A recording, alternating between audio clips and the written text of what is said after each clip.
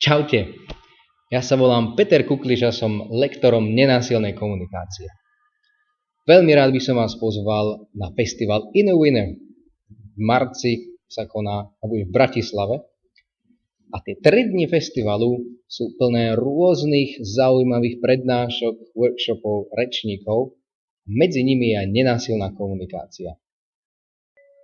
Takže na mojom workshope si na praktických a interaktívnych cvičeniach vyskúšame, ako napríklad 4 kroky nenásilnej komunikácie dokážu pomôcť v tom, aby sme sa vedeli vyjadriť jasnejšie, úprimnejšie a zároveň neobviňovať buď toho druhého, alebo nás.